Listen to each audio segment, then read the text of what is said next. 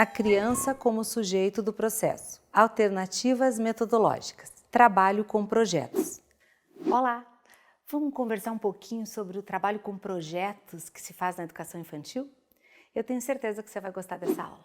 Projetos são um conjunto de atividades que trabalham com conhecimentos específicos, construídos a partir de um dos eixos de trabalho e que se organizam ao redor de um problema para resolver ou de um produto final que se quer obter. Dois pontos são importantes nessa definição. Primeiro, projetos devem partir de um problema, de uma situação problematizadora. Então você tem que organizar um projeto a partir de alguma situação que você quer resolver, de um problema. Tá? E segundo, as crianças têm que se sentir parte disso, né? O conjunto de atividades elencadas para tal projeto deve partir do pressuposto de que, ao realizá-las, as crianças estão tentando resolver o problema percebido ou estão registrando essa resolução. É importante que as crianças participem do projeto, mesmo que elas sejam bem pequeninhas. Projetos podem ter uma duração variada, a depender dos objetivos estabelecidos. Então, alguns podem acontecer durante o ano todo.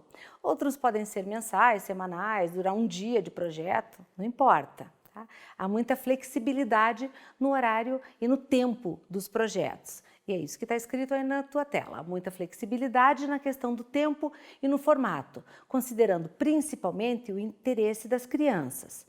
O mais relevante é que, de fato, num projeto, as crianças se tornem pesquisadoras.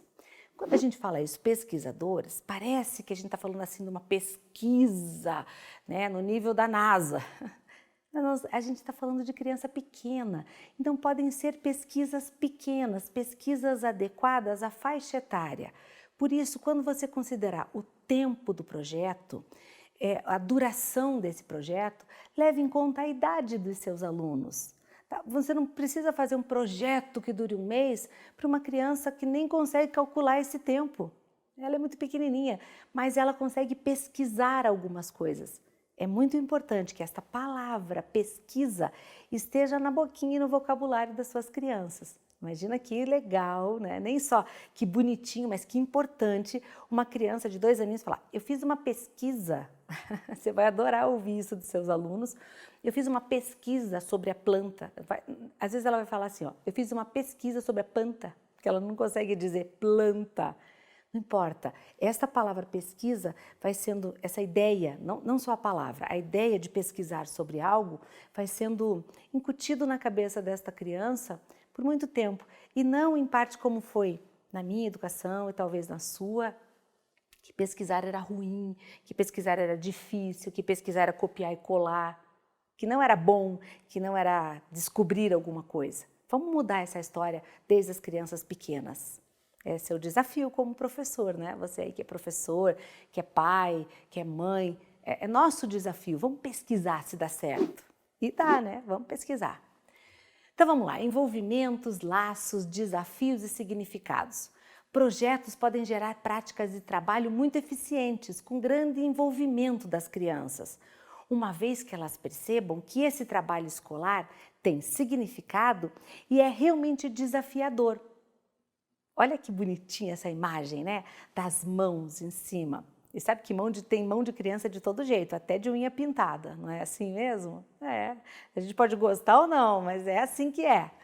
Projetos também oportunizam que se desenvolva um trabalho em equipe, fortalece o laço afetivo da criança.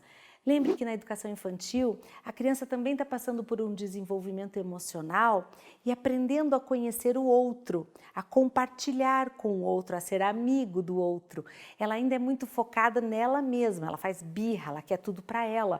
Isso não é, por favor, professores, não é egoísmo, isso é aprender a sair de mim para partilhar com o outro. Então, quando eu proponho na educação infantil atividades em que eu tenho que trabalhar com o outro em cooperação, eu estou também ajudando a criar um laço afetivo com este outro, que também é pequeno, que também tem a minha idade, e eu me fortaleço nesta relação.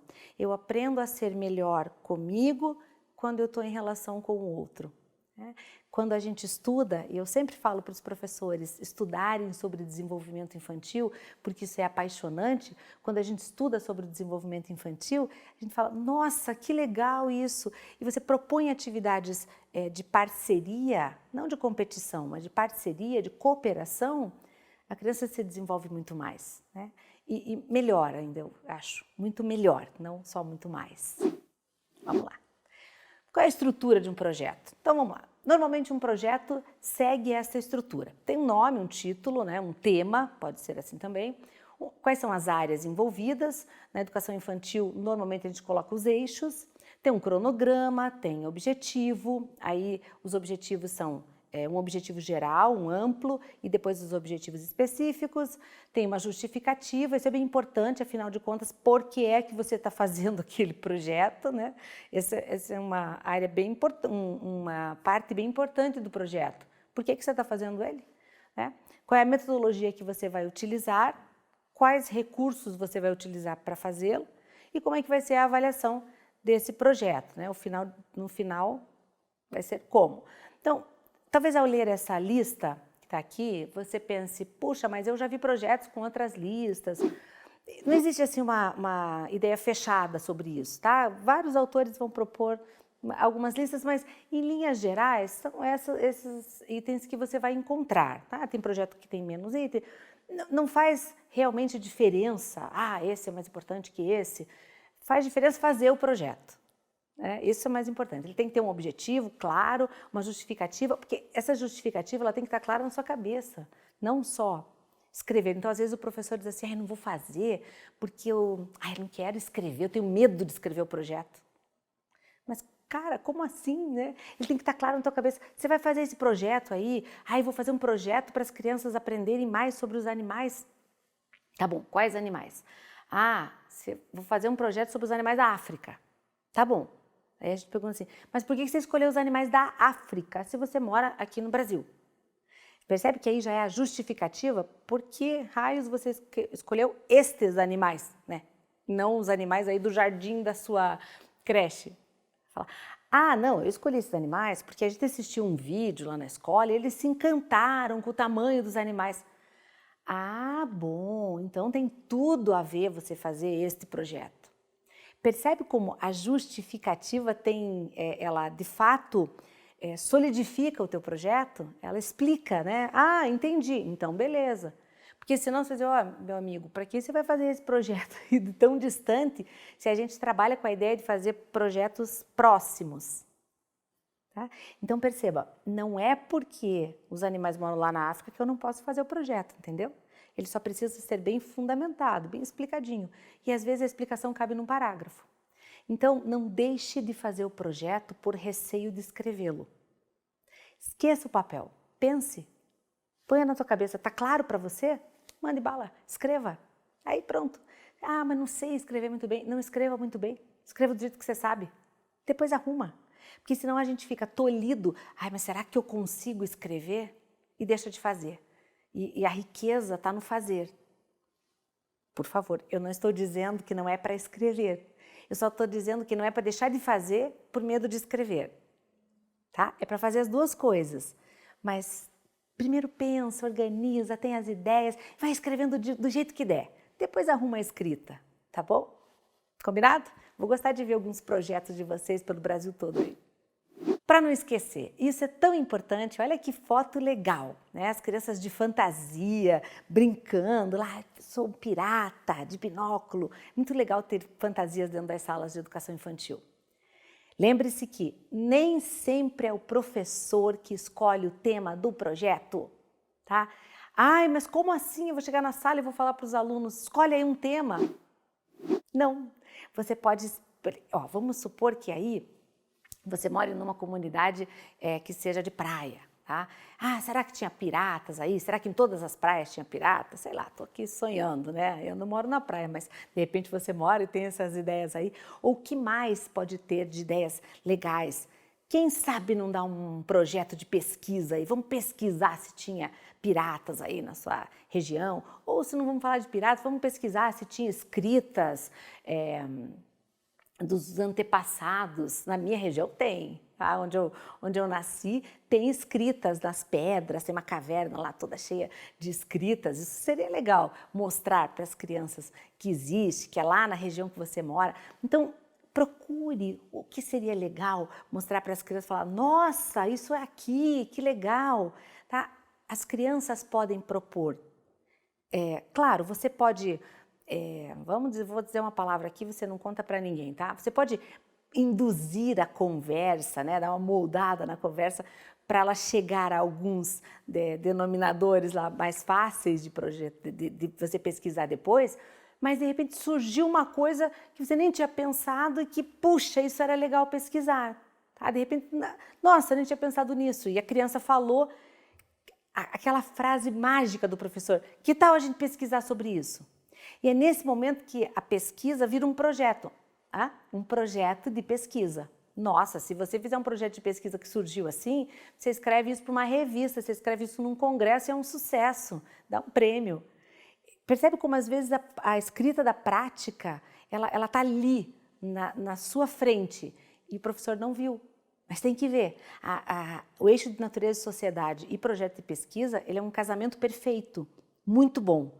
Então, tá ali para você ver. Você pode fazer projetos de pesquisa belíssimos dentro do eixo natureza e sociedade.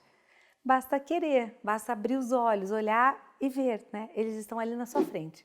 Para você não esquecer, nem sempre é possível repetir projetos ano após ano. Porque é importante ouvir o que as crianças têm a dizer e aproveitar os seus interesses, né? Foi o que eu acabei de dizer. Tem professor que diz assim, os meus projetos do ano são esses. Mas assim, do ano, do outro ano, do outro ano, do outro ano. Né? Daí tem a mãe que tem 3 filhos, todos eles fizeram o mesmo projeto. Ok, tem projetos que são legais, mas será que naquela sala não tinha uma coisa que veio... Qual foi o interesse das crianças? Não tinha outra coisa que pudesse ser daquela sala, próprio daquele time ali?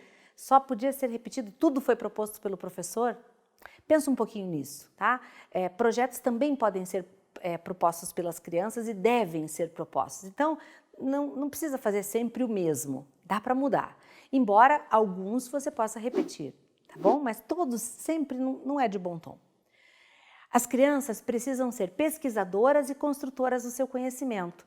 Puxa, a gente lê isso a todo tempo nos documentos, então a gente precisa fazer isso na sala.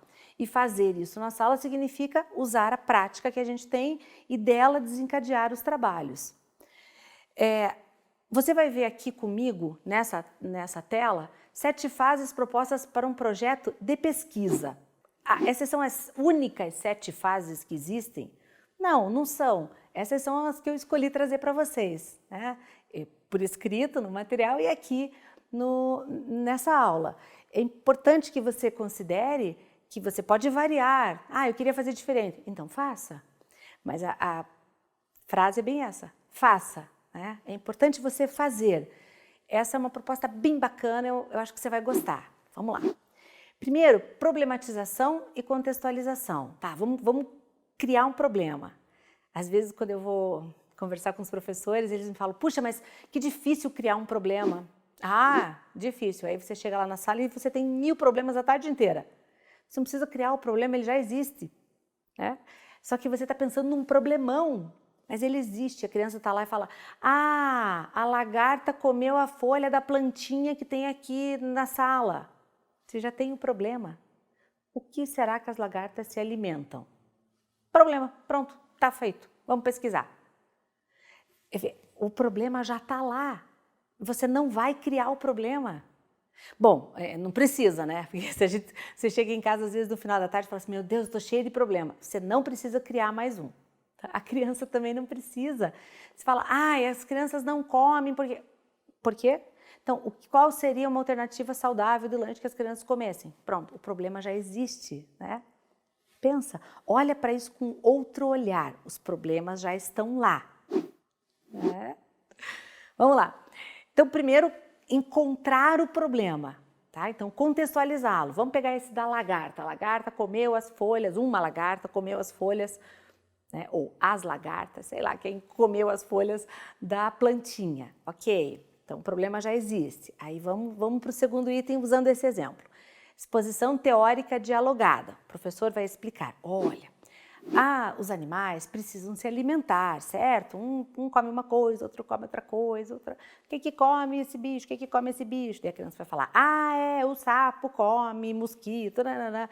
Então, o que come... Tá, feita a exposição, você, pois é, então, as lagartas também precisam comer, não é? Mas elas não vão precisar comer a tua planta, né? O que a gente pode fazer para ela não comer a plantinha? Enfim, esta conversa vai explicar às crianças que elas podem pesquisar sobre isso. A criança nem imagina que pode fazer isso. Onde você vai buscar essa informação? Porque a criança vai buscar essa informação com você. Você é o universo de pesquisa dela, né? Ou a mãe, o pai, que às vezes também não sabe. Então, você vai dizer, sabe onde que a gente pode buscar essa informação? Vamos buscar num livro. Claro, queridos, você precisa, nem sempre isso pode acontecer no mesmo dia, porque às vezes o professor também não sabe onde encontrar, não tem ali na hora um livro que fale sobre isso, e você vai ter que buscar. Fala, olha, encontrei um livro que fala sobre isso, e aí, vamos falar, exposição teórica, então explicar para a criança que pode pesquisar. No número 3, ele vai pesquisar individualmente. Nem sempre a criança tem lugar para pesquisar isso. Então precisa ajudar os pais para a criança ir para casa, pesquisar alguma coisa sobre isso. No site tal tem essa informação. Não tem problema que todo mundo pesquise no mesmo lugar. Eles vão pesquisar individualmente em casa. Olha lá, o 4 é uma produção individual. O que é isso? Chique, né? O que é a produção individual? É a criança pedir para o pai ou para a mãe escrever num papelzinho desse tamanho o que ela pesquisou. As lagartas comem o quê? Você pode fazer 4 perguntas e eles responderem com uma palavra do outro lado. Isso já é uma produção individual. As lagartas comem folha. Pronto, só tem um tipo de lagarta. Qualquer coisa que você fizer e que eles produzam individualmente, porque eles pesquisaram lá nas casas deles. Eu estou aqui citando um exemplo de lagarta, mas você pode citar usar o exemplo que você quiser para sua pesquisa aí, para sua mini pesquisa, tá? Muito bem. Traz essa produção toda para casa, de casa para a escola. Discussão crítica. Chique também, né? Discussão crítica. Senta toda essa turminha aí, vamos lá. Fulaninho, você trouxe a sua pesquisa, o que diz? Diz que a lagarta come folha. Aí o outro fala, mas lá na minha pesquisa diz que a lagarta come folhas grandes. Mas como se a boca dela é muito pequenininha, ela só come folhinhas? Gente, aí vai um monte de conversa. Discussão crítica é isso, cada um vai trazendo sua opinião. Aí o professor vai organizando essas opiniões, olha que legal, e vai fazendo a mediação desta conversinha, que é uma discussão crítica para quem tem 4 anos, né? E vai passar para o outro ponto, que é a produção coletiva. O que é produção coletiva? Você escolhe. Pode ser a conversa, o texto, uma gravação, né? Pode gravar o que alguém falou, uma produção de texto. Normalmente as escolas fazem uma produção de texto. Vamos escrever um texto sobre a lagarta. Então, pode ter 2 linhas, não importa. Tá? Claro, quanto mais o tempo passa, ou talvez pela densidade da pesquisa escolhida, maior fique. Pode ter uma pesquisa que gerou um texto grande, outra que gerou um texto menor. E aí, se você estiver trabalhando lá outros temas, ou em língua portuguesa, que você possa incorporar, você ensinou uma música da lagarta, aí você usa tudo isso no mesmo pacote, né? Não vai fazer... Tudo bem? Incorpora aí e faz um projeto maior. Muito bem. Aí você fez um texto e no final, olha lá, o último item é a produção final.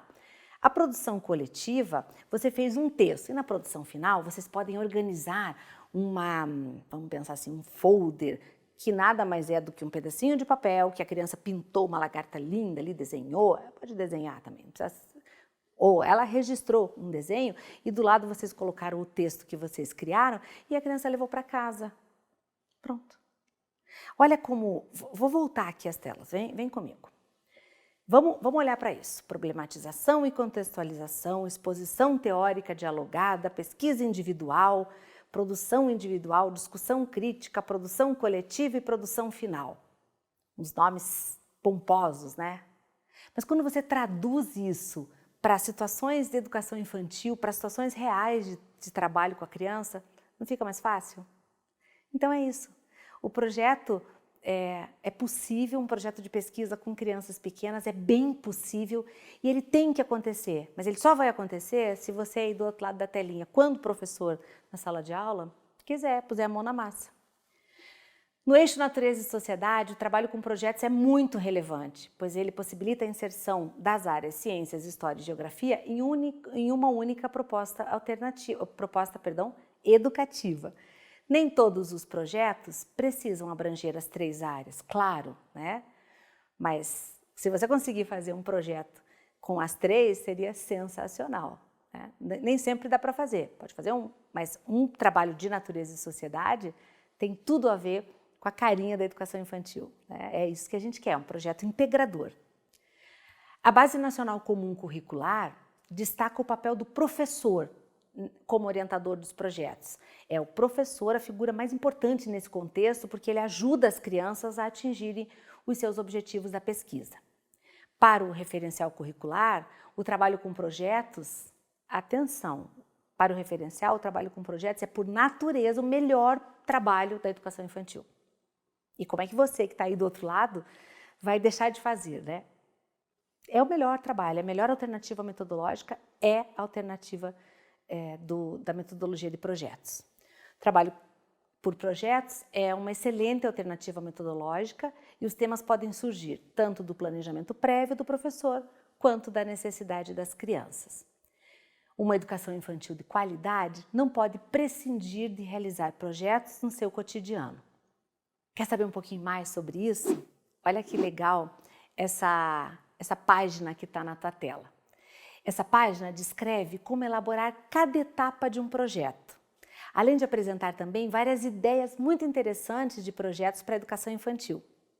Nessas propostas são fornecidos os projetos já prontos, se você quiser e tiver sem ideias, né, para serem aplicados na educação infantil.